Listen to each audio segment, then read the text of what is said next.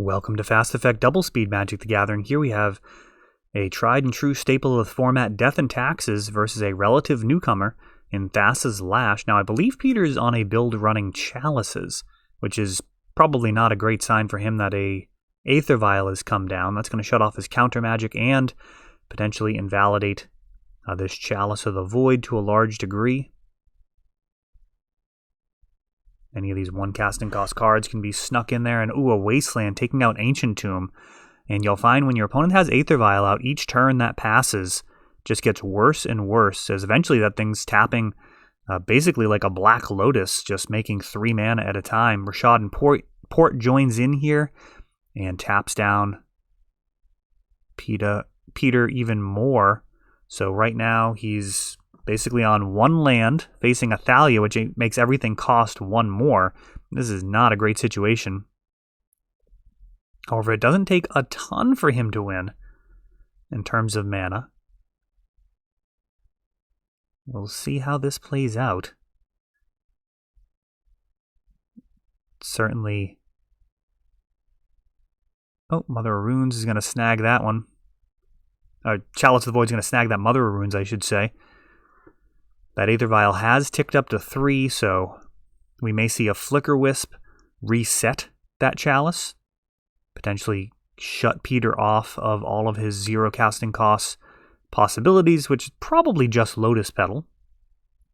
But that is a powerful card. We'll see if he's actually running it. There are a lot of different builds trying to use Thassa's Oracle alongside Paradigm Shift and Thought Lash, and now Palace Jailer catches a Daze, so Ben not going to tick up.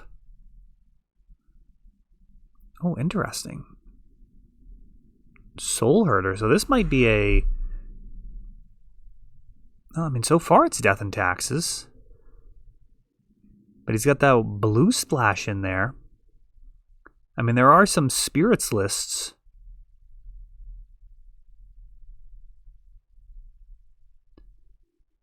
And walking away to cast that Palace Jailer has allowed Peter to now resolve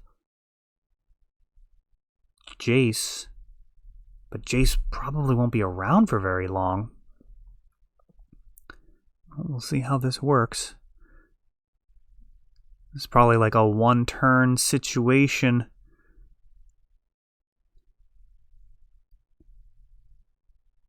Not likely for a equipment to change the dynamic here. They're all a bit too much of an investment.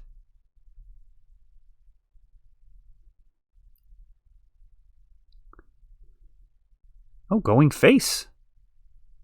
That surprises me. I would have thought hitting the Jace would have been preferable, perhaps thinking that Jace is just going to get cleared this turn.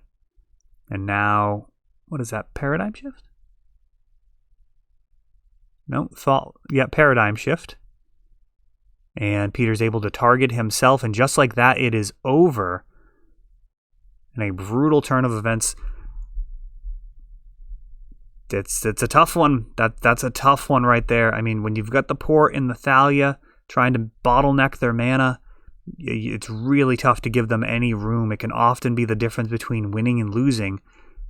Just that 1 mana. A lot of the time when you lose to Death and Taxes, it feels like, oh, if I only had 1 more mana, I would have easily won. It's like that's the whole idea, is just keeping you just out of reach of winning. Of course, if they can put an absolute avalanche on you and make sure that you have no chance of winning, they'll do it. But very often it's just a game of inches where Rashad and Port, Wasteland, Thalia all just kind of team up to prevent you from quite getting the win.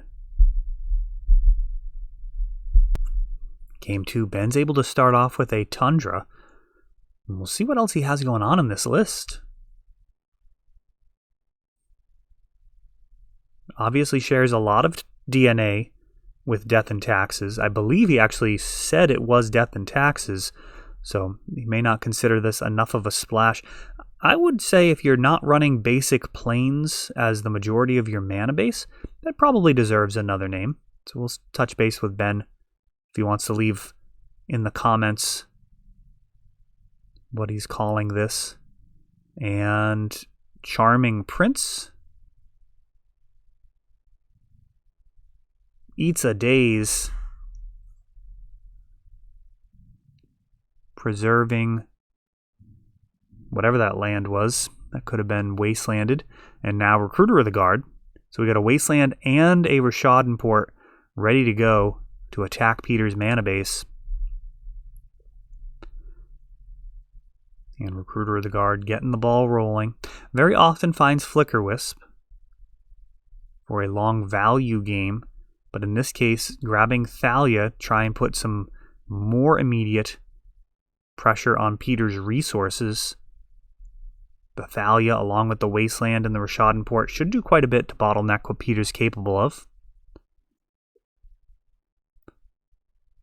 And I believe that's a Hollowed Fountain. Prismatic Vista grabs a Basic Plains. And we could see Wasteland and Rishadan port, leaving Peter with just a Lotus Petal available.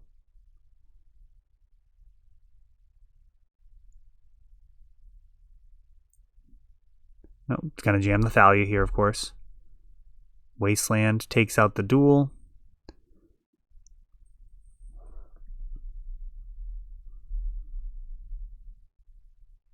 Interesting builds on both sides of the table. Thassa's Lash, one of the many AB combo decks that are available in the format now. And Teferi doesn't do a ton here. It bounces Thalia, but it's just going to die to Recruiter of the Guard. So essentially a repulse, returning Thalia and drawing a card. Not really ideal. Soaks up a point of damage. That Ancient Tomb, nice juicy target for this Rishadan port. And Teferi is brushed aside with just 1 damage from the Recruiter of the Guard, and now Meddling Mage. And that merits a Force of Will. Meddling Mage naming Thalia, really, really difficult to beat with this deck.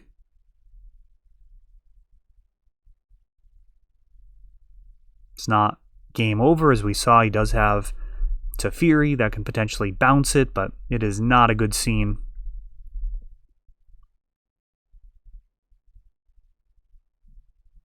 Peter's mana really hampered here. Using that Ancient Tomb during the upkeep. At least it doesn't mana burn you anymore, but it will cause some serious problems.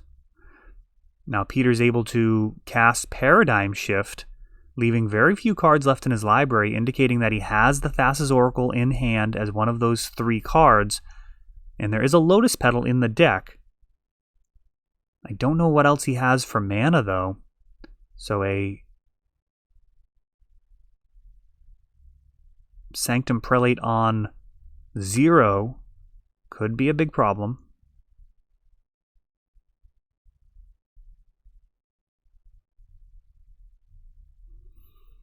Or Lavinia, if he's running that. This Lotus Petal likely that just got shuffled in the whole match. Coming down to that. If he can somehow stop the Lotus Petal. And Ben would like a lot more pressure than he has. It's almost certain that Peter just has the Thassa's Oracle in hand. Very possible that... Oh, wow. Shelldock Isle. And this is a bit dangerous. If you grab the Lotus Petal and then this gets wastelanded, that'll feel really bad.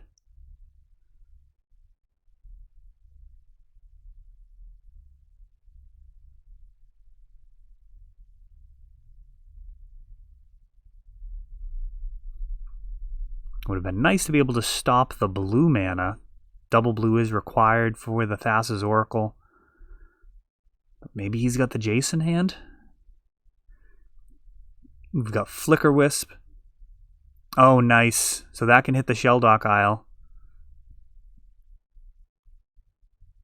Getting rid of that potentially key card.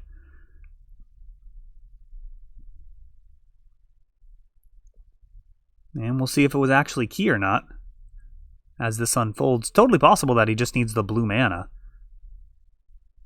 And he's not going to risk taking the Lotus Petal, preferring to draw it naturally instead.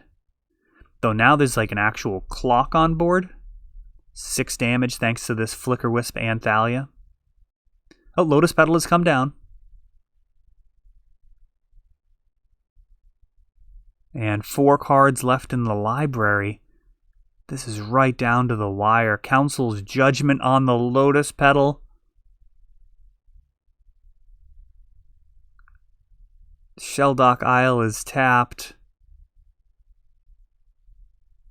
Loving it. That is it. Wow.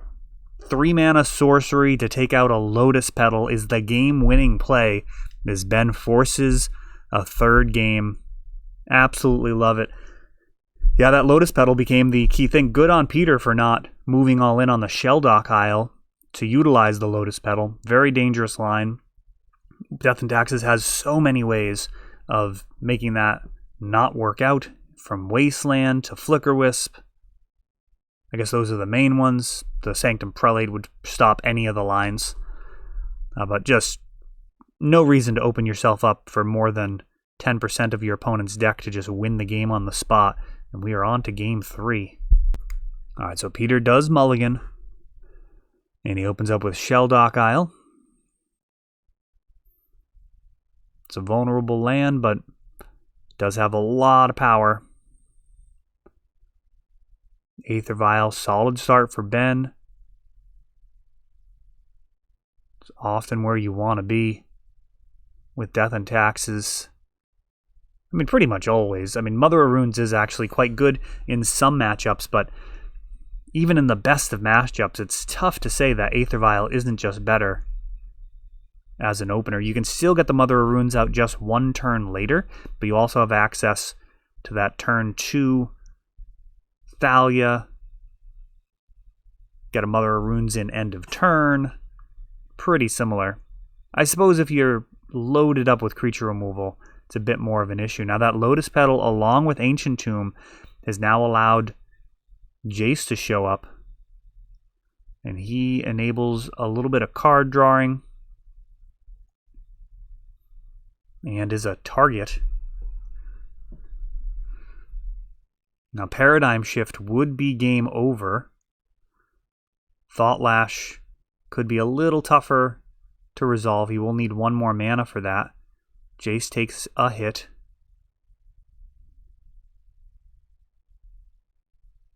No mana denial here. There's the Paradigm Shift. 1 floating. Actually, nothing floating? Nothing floating because of the Thalia. So that's going to leave just a Lotus Petal in hand. Sorry, just a Lotus Petal in the deck, so Jace will actually win the game on the spot. We need like a Phyrexian Revoker getting vialed in. That does not happen. Jace pluses Hull Breacher, which gets Force of Willed.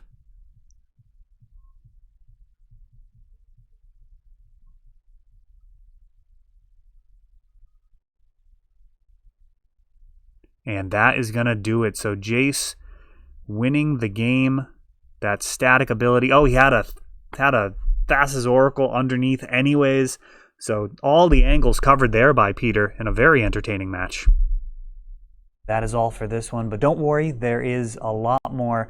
You can check out our older videos, and we're always putting out new videos from ELD's Time Vault games in Bellingham, Massachusetts. If you want to help the channel, of course, you can like, subscribe, share, tap that notification bell so you can know the next time our new videos come out.